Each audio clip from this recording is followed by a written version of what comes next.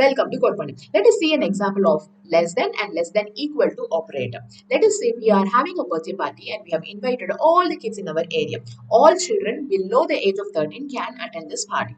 We have a little guest who is 10 years old. So let us write age of guest is equal to 10. Now let us write a condition to check if she would be allowed into this party. So we write print open bracket close bracket and put age of guest less than 13 inside the brackets. Save the file and run the code. The output is true.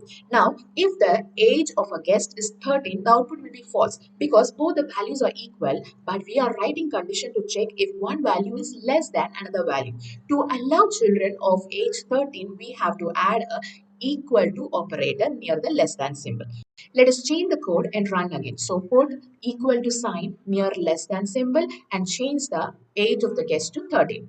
Save the file and run the code. Look, the output is true. To know more about operators, follow or subscribe codePannu. And for now, bye.